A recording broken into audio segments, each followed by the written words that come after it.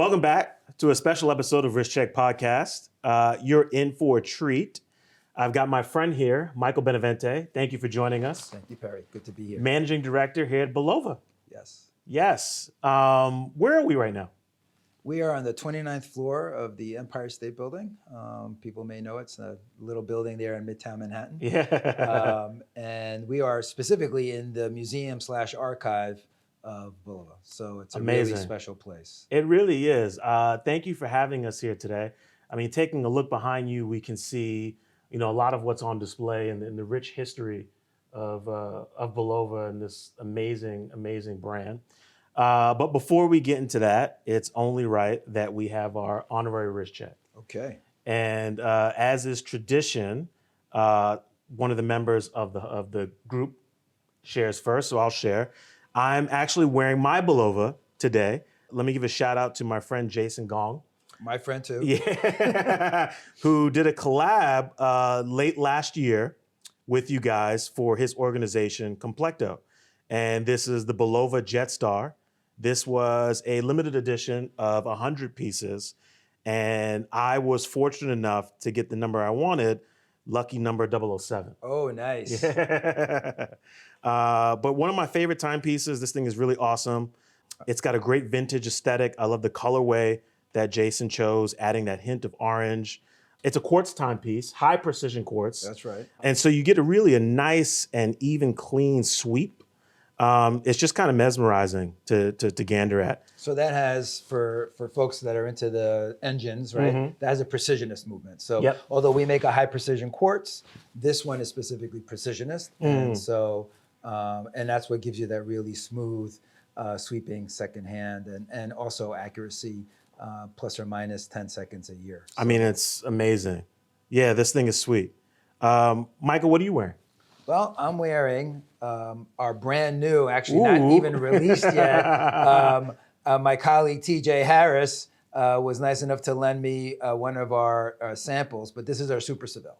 And so Super Seville was a really important watch during the late 60s and early 70s. Okay. We made a couple of different variations on it.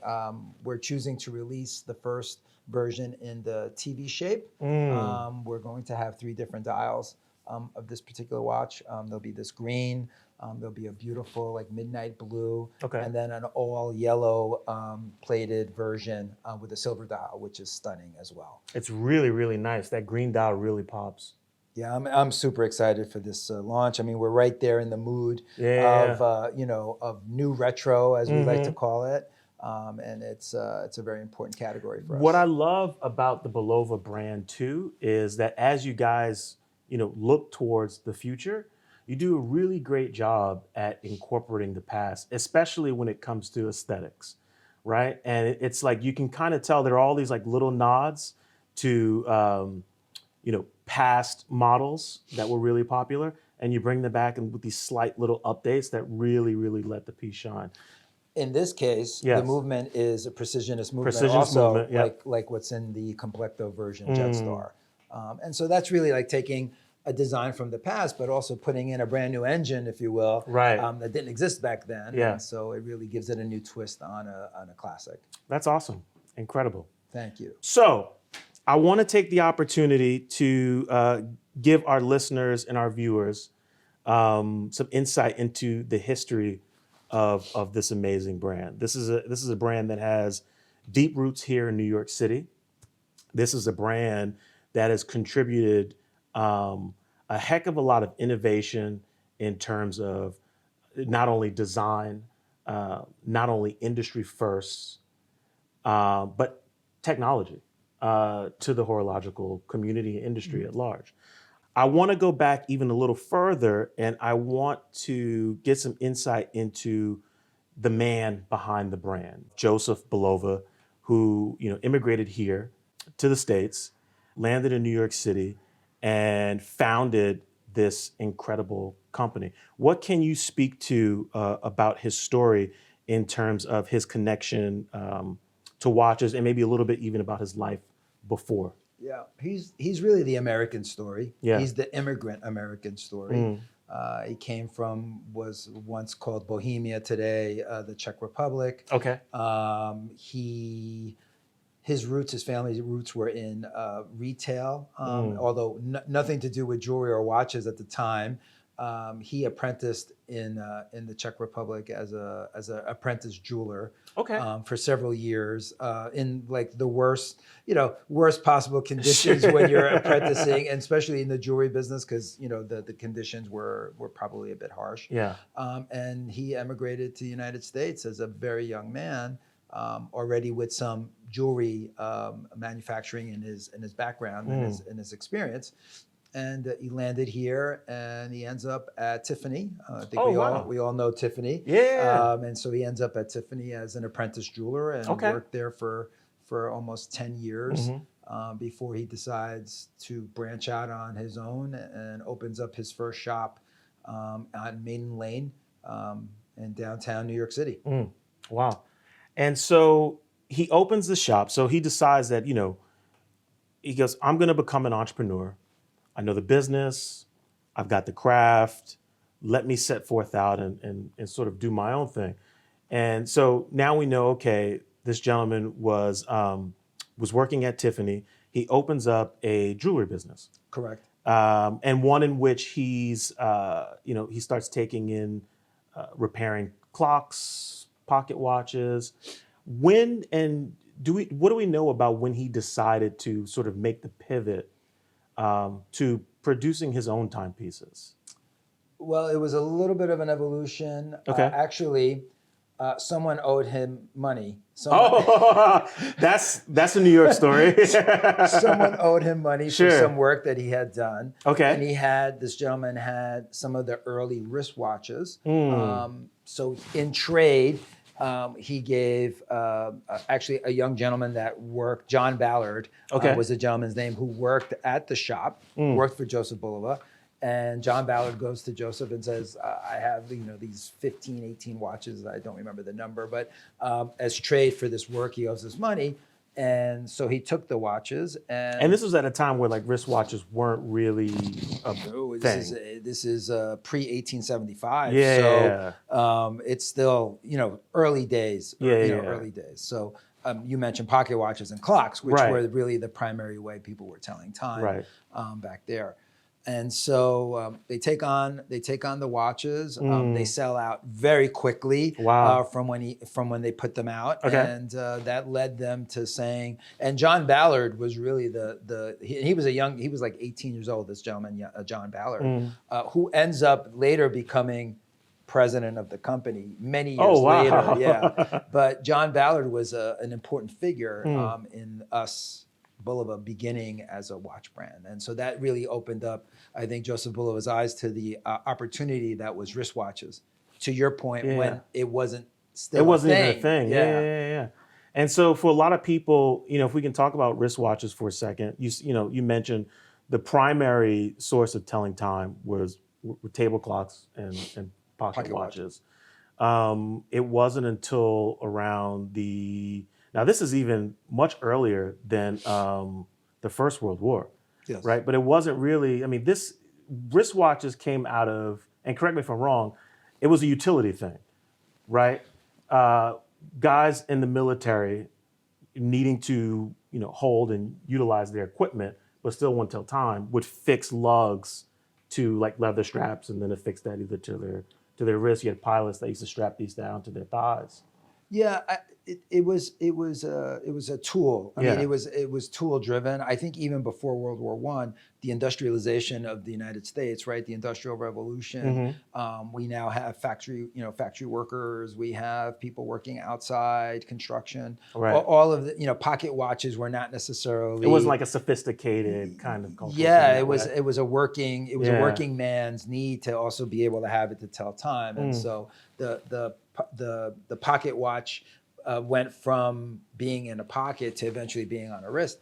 Also because miniaturization, we were able to now start to make the clock, pocket smaller watches, and wristwatch. So it was really this evolution of technology that also helped, to bring on the wristwatch, versus for sure, World War One, opens up the door now Right. to the need of having this Wristwatches. Yeah. So Joseph Bulova gets these watches. They sell out. He decides, okay, there's a viable business here. There's a demand. Decides that he is going to then put his hat in the ring and maybe start even producing these things. That's right. His approach, one of the things that you pick up, especially when you look at some of these earlier pieces here, and he had an eye for design and very, sophisticated sort of like sensibilities when it comes to aesthetics. What do we know about his approach to designing watches? I have to assume that he's leaning heavily on his background in jewelry and saying that, hey, we can do something here. What was his goal in sort of like, how do we merchandise these? How do we convince people that, there's something here that we can like then put legs on this and go a little bit deeper? I think the first breakthrough when they were thinking about manufacturing design was prior to Joseph Bulova, most watchmakers would make one watch from beginning to end. Right. So you would work on a watch, the watchmaker would finish that watch, and he, or mostly he at the time, were the only ones that worked on the watch. Right. Joseph Bulova, and let's call it Team Bulova, really Sure. came up with the idea of using the Henry Ford assembly line, and so they started to really lay out where we had multiple watchmakers, but each one was working on a specific task. I see. And that allowed them to be better at each task that they were making, and also quicker because they were able to get that watch through the assembly line, if you will, much faster. So quality control at the end, was much better. And this was early days. I mean, Wow. there were not a lot of. What period was this approximately? This is 1915, 1920. This is early days of, and it was all being done here In New York City. Where in Yeah. New York City? Well, they graduated from Main Lane, and then he moved on Fifth Avenue on the observatory. He actually built an observatory over by Rock Center, basically. Oh, wow. It would be Rockefeller Center today in that neighborhood. Wow. And he was on Fifth. That's So amazing. that's why I love it that, here at the Empire State Building, many, many years later, we're here at 355th, not far away from where he was originally. So this is a really unique guy because not only, does he come with this like really unique skill set and from this really interesting background, but very enterprising in a lot of ways, right? Because, the idea of an assembly line, we know came from Henry Ford, but to utilize that for watches and, to deliver something that's completely new to market that can kind of is like revolutionizing the industry and gives him the ability to scale essentially and build what we know now is, and even at that time, what was becoming like a really big brand. I mean, this was a period where you're moving into where, when you think watches, especially here in America or in New York City, you were thinking Bulova watches. Yes. Right? I want to talk about a little bit his foresight in terms of marketing his timepieces. Bulova has a number of firsts just in terms of like the advertising world, Yes. right? First radio commercial, first televised commercial. Where did that spark, where did that idea come about on how to like amplify the messaging of his brand? I think part of it was being in New York. Yeah. I think, New York was such a major city it still is an important city in the United States today, Yep. but if you go back into the early 1900s, it was such a hub of commerce. Yeah. So I think being plugged into that, and being in New York, I think you were open to opportunities that maybe if your brand was somewhere else, you weren't seeing Right. for the first time. I mean, trends still come out of the city. The Absolutely. trends that are here today are different, but it's still equally important. So I think being the first radio commercial and the first television commercial, it was not by accident that we were based here in New York, Yeah. that it was Bulova, that did it. And just to be clear, this was not the first watch radio commercial or the first watch television commercial. These were the first commercials ever Wow. of any product. So, Wow. first time a product was ever sold on television in 1941, during a Brooklyn Dodgers, Philadelphia Phillies game, was a Bulova watch So commercial. not only did this like revolutionize like the watch industry, this revolutionized the way products were sold and advertised in general. That's right. That's Wow. right. And that to me is like, when people ask me, what's so cool about, working at Bulova? What do you like? I said, when you think about these kinds of things, it's really impressive, to be able to try to continue. It's a little intimidating. It's almost like you're competing with yourself at that point, right? Right. Exactly. Like, Yeah. how do we top that? And so like what we were thinking about for Accutron, a couple of years back when we were relaunching, kind of rebranding Accutron in 2020, we said, what could we do that would be the equal or the equivalent of something like being the first radio, being the first television commercial. Right. We did the first, episodic podcast for a watch company, for Accutron, which still is ongoing today. That's right, yes. But it was the first watch brand to ever do really an episodic podcast where we were dropping something, every other week. So still today, I don't think there are a lot of watch brands that are doing, episodic podcasts as a brand. So no, they aren't. But what's funny is that's really a great way to put it, because you're still carrying on that tradition of communicating with your audience. Right. Right. Telling them stories, bringing them into the brand to experience it. I think that's incredible. And, that tradition we know, carried over into other products. So like this guy was just, the more and more I looked into it, just something else. You talk about how do you top the next thing? How do you top the next thing? You guys came through with a number of innovations and inventions. The first clock radio, the first electric watch. Yep. Like it just doesn't stop. What is in the mindset from, maybe some of the material that you've read and what you know in terms of like him thinking, okay, we can deliver other kinds of products and experiences to the masses. We're not leaving our roots. We're a time-based company, but there are other ways to communicate, with our audience. I want to take one step back. Sure. to talk about, you asked the question about, what made him a visionary. He was really a visionary. Yeah. He even owns still today several patents in jewelry making. Wow. A crankshaft for a bicycle. Okay. He has a patent on one version of a crankshaft, which would have been, early days of creation of bike equipment. Okay. So he was really an entrepreneur. He was a designer. He was a visionary. But the one area also that he was very smart in, he was the first, I'm going to call him multinational, right? So he was thinking outside of the United States already. Oh, wow. We opened up our first facility in Switzerland in 1912. So we already were making watches, producing watches in 1912 in Switzerland. So later on, that becomes a very, very big hub for us. So not only American watchmaking, when there was American watchmaking, yes, but his vision was like, let's branch out of the United States because we're not the only ones that are doing a good job.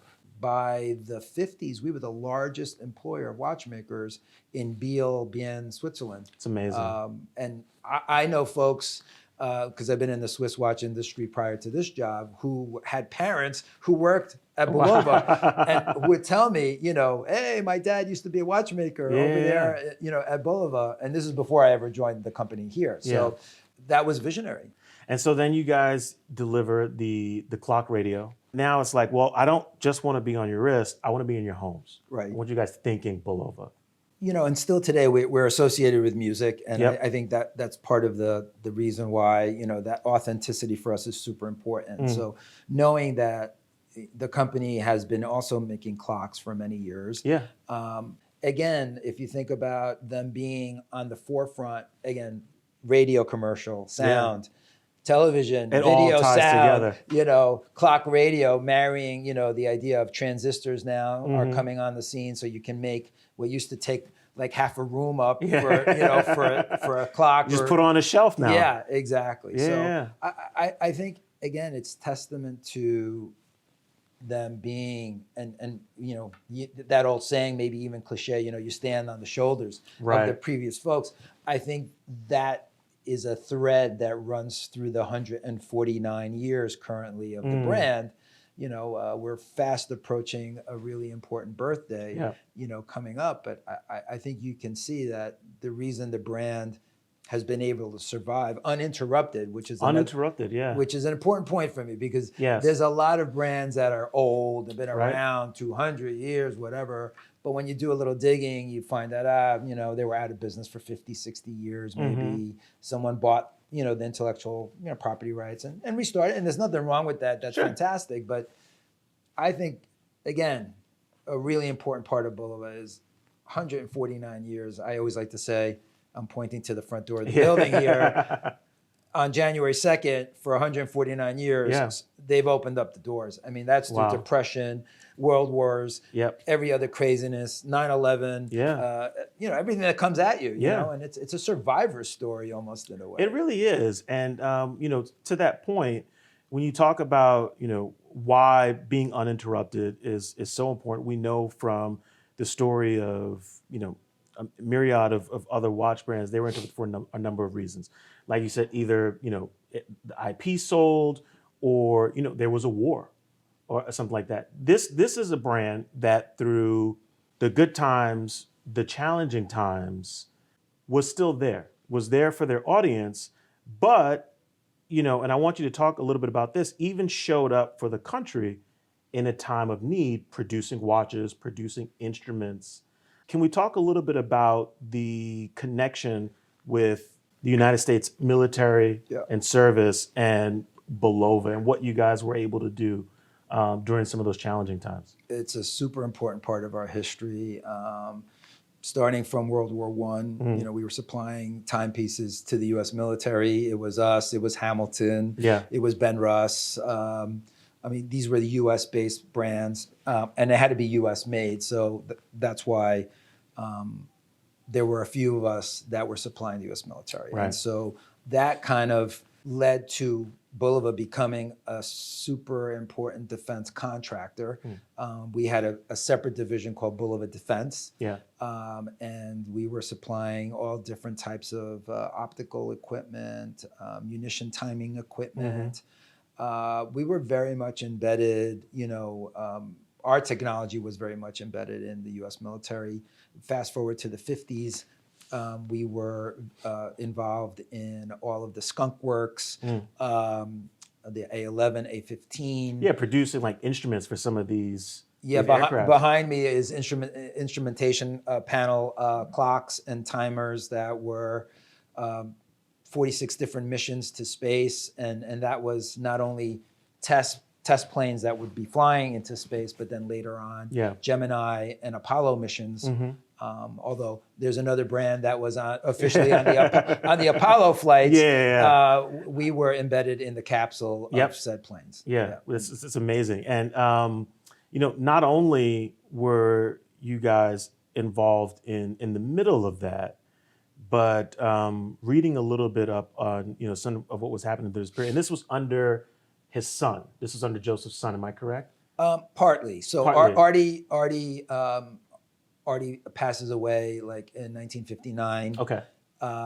But what happens is Artie, who was the chairman, CEO and chairman at the time, he passes away actually quite young. I think he was only 69 years old. Okay.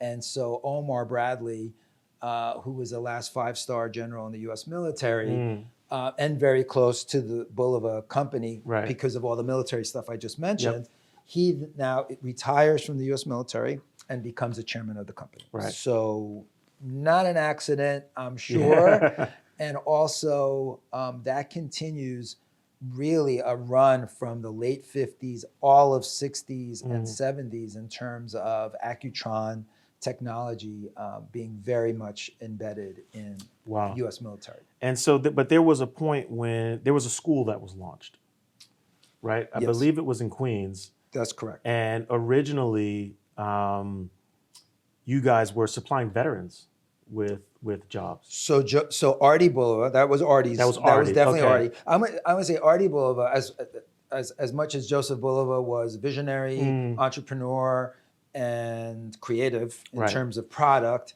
I say Artie was probably the side of the company that was the marketing Right, okay. and the promotion and really expanded the company, now during the heydays, right? So if you think about the country people are coming back from World War II. Yeah. The country all veterans are coming back with the VA. You can get a VA loan, you can get a house, out on Long Island in the suburbs for $5,000, Yeah. and you get it with a VA loan, and the country is expanding.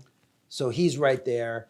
He sees the guys are coming back from World War II, and like all wars, when people come back, they may or may not be totally prepared to re-enter the workforce. Exactly, yeah. And so he starts the Joseph Bulova School in honor of his father, who's now been passed.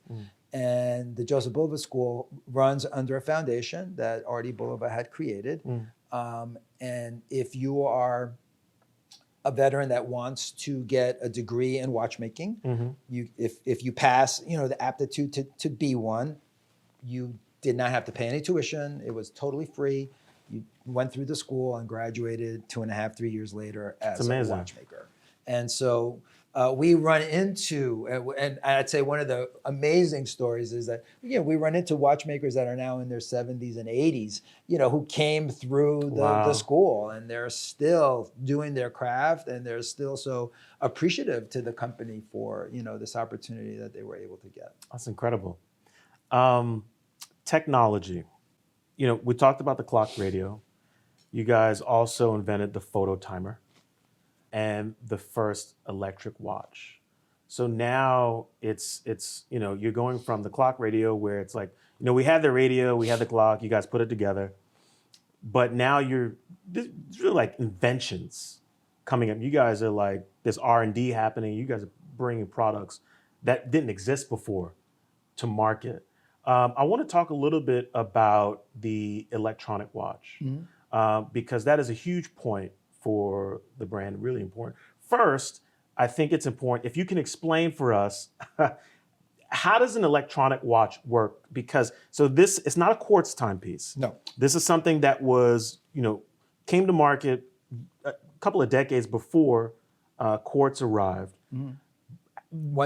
10 years before. 10 years. What is it and how does it work? Well, I'm not an engineer, so I don't want to. Give us the layman. I think the most important thing that everyone should realize is that for 300 years, prior to 1960, for 300 years, the way we measure time had not changed. Right. So everyone's got to keep that in perspective. Like, this invention is a major breakthrough.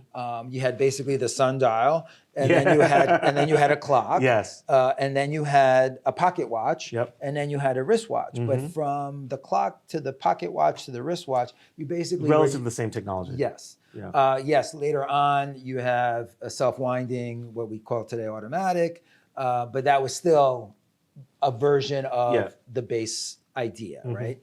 So, and this is where it's important that we talk about Joseph Bulova's vision of not only being in the United States, because the team in Switzerland, and it was the Bulova factory in Switzerland, this gentleman, Max Heschel, was a partner in this technology. So it was the US team and the Swiss team really working together to develop what would become the first commercially viable electric watch. Wow.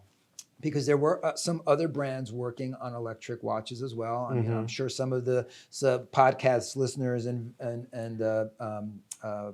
video watchers will know. They'll let us know in the comments. Yeah, well, we know about Hamilton and we know about others, but they weren't commercially viable, meaning that they couldn't scale. Right. They were making by hand, but not in a very large format. Not in a meaningful way, yeah. And they weren't accurate totally. And so it was really the Bulova Accutron, which was originally just Accutron, watch that was a viable, commercially made watch. And so they basically, had stripped out the mechanics of what was normally a mechanical watch and started replacing it and minimizing the number of parts that they could put in it. The Wow. tuning fork being the main actor, replacing a balance wheel, and the movement was no longer needed because now you had a battery cell Yeah. that was providing the energy that was running through the copper coils that would eventually move, and the humming sound of the tuning fork, which is so satisfying when you get. and in 1960, now that becomes the world's most accurate watch. Yeah. And so if you look over here, some of the campaigns that we had for Accutron during the 60s, the magazine campaigns that they were running, it was all about, accuracy, but in a very tongue-in-cheek way, kind of snarky almost in a way. There's a great one where there's 4 kids crying, waiting for their mother to pick them up from school. And the tagline is like, if your mom had an Accutron, you wouldn't be crying. That's funny. Yeah. This is the Accutron was incredibly impactful. So much so that, what the watch is named later grows feet and stands on its own. I want to talk about that for a little bit. The power in that particular product and the vision that the company had for it, to now see something that is like in and of itself kind of its own brand. Yeah. So Accutron stands for accuracy through electronics. That's short version for that. In 1960, when they launched, Bulova's always father to Accutron's son. Okay, Yes. That's the relationship. But they were very pure about it in the first few years. So there was no Bulova on any of the watches. Okay. It was just Accutron. It really was launched as a standalone brand. Ah. It was also and even today's standards, priced higher than Bulova, so it was more expensive. But of course, you were buying new technology that didn't exist, and they had literally been probably almost 10 years in the making in terms of the engineering work that had gone into producing that watch and delivering it in 1960. And so it wasn't until later on that they start to kind of, I'd say, confuse things by putting Bulova, on the dial. We have watches behind me that have Bulova Accutron, Accutron by Bulova. I mean, they had a lot of different iterations, of that. But then fast forward to 2020 when we were, wanting to rebrand and come out again with the latest version of Accutron. We really wanted to do it as it did in 1960. So that's why today you don't see Bulova on any of it stands on its own, and it's relaunched as its own thing. Yes. Yeah. I want to ask, Bulova is, I think we could say it's the great American watch brand. Yes. Right? It's a lot of history. It's a lot of technology. We're coming up on a really, really special birthday next year.